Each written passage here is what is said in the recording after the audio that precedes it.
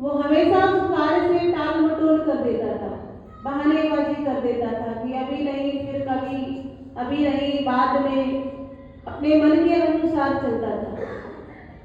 एक दिन रात के समय में साधु महाराज जी अपने कमरे में विश्राम कर रहे थे और पास में ही वो शिष्य भी विश्राम कर रहा था। तो अचानक बादल गरजने की आवाज आती है, बारिश की आवाज आती है। तो संतों का स्वभाव होता है कि वो बड़े सरल होते हैं। वो हमें सेवा बताकर हमारे जीवन को निखारना चाहते हैं, क्योंकि जब हम सेवा करेंगे तो हमारा मन पवित्र होगा। सेवा करने से मन पवित्र होता है, कर्म महान होते हैं, और जो श्रेष्ठ लोग होते हैं वही सेवा का महत्व समझ सकते हैं। तो साधु महाराज जी बड़े सरल स्वभाव के थे। साधु महाराज जी ने देखा कि बादल गरज रहे हैं, आवाज आ रही है, बारिश होने का मौसम लग रहा है। तो जो पास में शिष्य लेटा हुआ था, जो मन के अनुसार चलता था, साधु महाराज जी ने उस शिष्य से कहा कि बेटा बाहर जाकर देखो, कोई सामान तो नहीं भीग रहा है, बारिश हो रही है, कोई सामान भीग रहा होगा, जाकर एक बार पता कर लो। अब वो शिष्य तो था ही अपने मन के अनुसार चलने वाला। वो शिष्य कहने लगा कि महाराज अभी अभी कमरे में बाहर से एक बिल्ली आई है, उसके ऊपर हाथ फेर कर देख लो, अगर वो गीली होगी तो समझ जाना बारिश हो रही है, अगर वो सूखी होगी तो समझ जाना बारिश नहीं हो रही। साधु महाराज जी ने सुना। साधु महाराज जी मन में विचार करने लगे कि ये तो अपने मन के अनुसार ही चलेगा, ये मेरी बात सुनने वाला नहीं। फिर साधु महाराज जी कहते हैं कि चलो तुम बाहर नहीं जा सकते तो कम से कम सोने से पहले कमरे की लाइट बंद कर दो, बल्ब बंद कर दो, बिजली का बिल ज्यादा आएगा। अब वो शिष्य कहने लगा कि महाराज आप अपनी आंखें बंद कर लो, आपको पता नहीं चलेगा कि लाइट जल रही है, बल्ब जल रहा है। साधु महाराज जी इसकी ऐसी अटपटी बातें सुनकर बड़े हैरान कि कैसा शिष्य है कि मैं इसे सेवा बता रहा हूँ, ये उल्टा मुझे ही समझा रहा है कि मुझे क्या करना चाहिए। फिर साधु महाराज जी कहते हैं कि भाई कम से कम कमरे का दरवाजा तो बंद करके सो जाओ, कमरे का दरवाजा खुला है। अब वो शिष्य कहने लगा कि महाराज आपने मुझे 2 काम बताए, मैंने दोनों काम अपने अनुसार कर दिए, अब ये तीसरा काम अपने आप कर लो, मैं उठने वाला नहीं हूँ। तो आज कलिकाल के मनुष्य की दशा भी ऐसी है कि हमें जीवन में सेवा का मौका मिलता है, पुण्य कमाने का मौका मिलता है, पर हम क्या करते हैं, हम अपने मन के मुताबिक चलते हैं, मन के अनुसार चलते हैं, हम संतों के वचनों के अनुसार चलते नहीं। और जब तक व्यक्ति संतों के वचनों के अनुसार नहीं चलेगा तब तक व्यक्ति अपने जीवन में महान बन सकता नहीं। चाहे वो कितना भी सत्संग सुन ले, चाहे वो कितना भी संतों के समागम को प्राप्त कर ले, वो अपने जीवन को उत्तम श्रेष्ठ तभी बना सकता है जब वो संतों के वचनों पर अपने जीवन को चलाता है। जिस प्रकार हनुमान जी ने प्रभु श्री राम जी की सेवा करी, हनुमान जी को भगवान ने सेवा सौंपी कि जाओ और जानकी जी का पता लगा कर आओ। तो हनुमान जी मन में विचार करते हैं कि अगर हम इस सेवा में सफल नहीं हुए तो लौटकर अपना मुख भगवान को नहीं दिखाएंगे। भगवान के सामने हम तभी आएंगे जब इस कार्य में, इस सेवा में हम सफल हो जाएंगे। तो समुद्र के किनारे बैठकर हनुमान जी, सुग्रीव जी, नल नील जामंत जी सभी अपनी अपनी शक्तियों का अनुमान लगा रहे हैं, सभी सोच रहे हैं कि क्या किया जाए। इतना विशाल समुद्र है, इस समुद्र को कौन पार करेगा, कैसे पार किया जाए। तो कोई कहता है कि मैं चलाक हो जाऊंगा पर लौट के नहीं आ सकता, कोई कहता है कि मैं तो इतना शक्तिशाली नहीं हूँ जो इतने विशाल समुद्र को पार कर सकूं। जामंत जी कहते हैं कि मैं भी अब वृद्ध हो चुका हूँ, मेरे अंदर भी इतनी शक्ति नहीं है। हनुमान जी भी विचार कर रहे हैं, सोच रहे हैं कि क्या किया जाए, क्योंकि सबने ये निश्चय किया था कि इस कार्य में अगर हमें सफलता नहीं मिली तो भगवान को अपना मुख दिखाएंगे नहीं। और जो जामंत जी थे वो बहुत पुराने थे, बुजुर्ग थे, और वो हनुमान जी की शक्तियों को भली भांति जानते थे कि हनुमान जी कोई साधारण नहीं है, हनुमान जी बड़े शक्तिशाली हैं और हनुमान जी के लिए संसार में कोई काम असंभव नहीं। तब जामंत जी हनुमान जी को उनकी शक्तियां याद दिलाते हैं। कहा, कहे रीछ पति सुनो हनुमाना, का चुप साधे रहे बलवाना, सिया राम जय जय राम, सिया राम जय पवन बल पवन समाना, बुद्धि विवेक विज्ञान निधाना, सिया राम जय जय राम,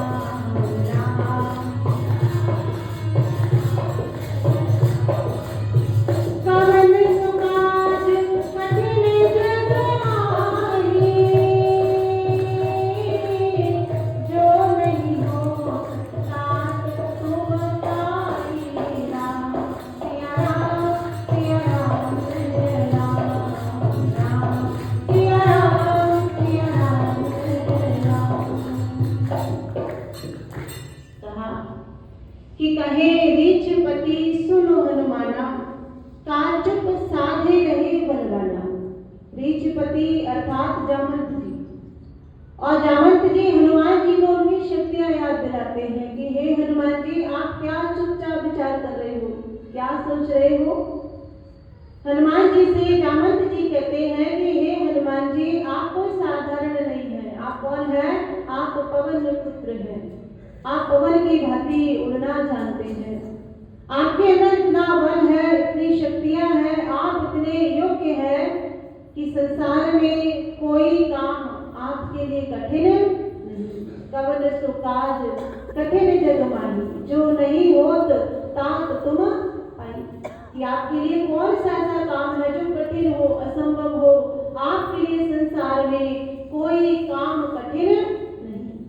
और जब जामंत जी ने हनुमान जी की शक्तियां उन्हें याद दिलाई तो हनुमान जी को अपनी शक्तियों का स्मरण हो जाता है और वो तुरंत उस समय वहां खड़े हो जाते हैं और प्रभु श्री राम जी का ध्यान करके, ईश्वर को याद करके, परमात्मा का चिंतन करके श्री हनुमान जी एक ही छलांग में उस विशाल समुद्र को क्या कर लेते हैं? पार कर लेते हैं और समुद्र को पार करके लंका नगरी में पहुंचते हैं।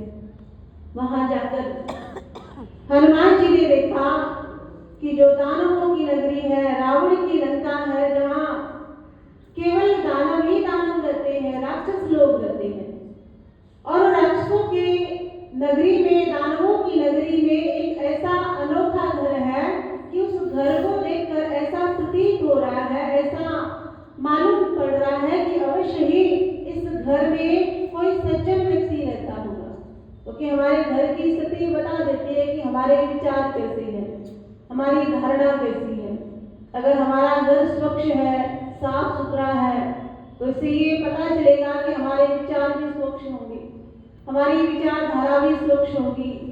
और अगर हमारा घर स्वच्छ नहीं है, पवित्र नहीं है, गंदा है, मैला है, तो इससे पता चलता है कि हमारे विचार भी स्वच्छ और पवित्र नहीं है।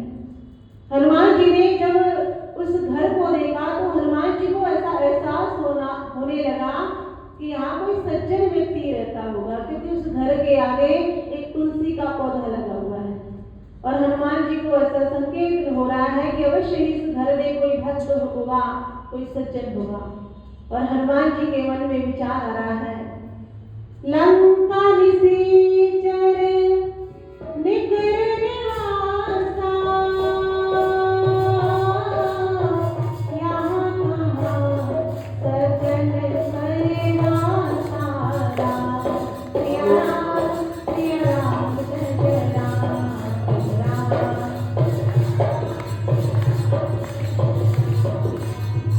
मन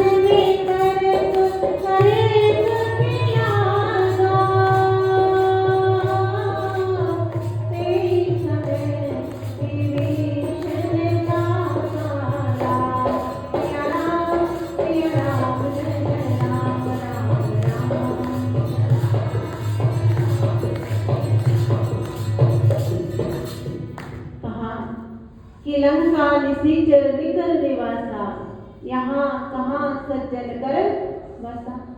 हनुमान जी मन में विचार कर रहे हैं कि यहाँ कोई सज्जन व्यक्ति कैसे वास कर सकता है, कैसे रह सकता है। और उसी समय हनुमान जी मन में विचार ही कर रहे थे तो विभीषण जी अपनी कुटिया से बाहर निकल कर आए और विभीषण जी हनुमान जी को देखते हैं, संत को देखते हैं। तो हनुमान जी को देखकर विभीषण जी बड़े प्रसन्न हो जाते हैं, बड़े हर्षित हो जाते हैं, क्योंकि एक भक्त की पहचान है कि उन्हें संतों से बड़ा प्रेम होता है। माता सबरी को संतों से कितना प्रेम था, मीराबाई जी को संतों से कितना प्रेम था। ठीक इसी प्रकार जो भक्त होते हैं उन्हें संतों से प्रेम होता है, क्योंकि संत ही भगवान का स्वरूप बताएंगे। और जब विभीषण जी ने हनुमान जी का दर्शन किया तो विभीषण जी बड़े प्रसन्न हो गए। और विभीषण जी क्या कहते हैं, अब कोई भाव भरोसो हनुमंता, बिन हरि कृपा मिले नहीं संता। कि अब मुझे भरोसा हो गया, विश्वास हो गया कि जब तक हरि की कृपा नहीं होगी तब तक संत मिलेंगे नहीं।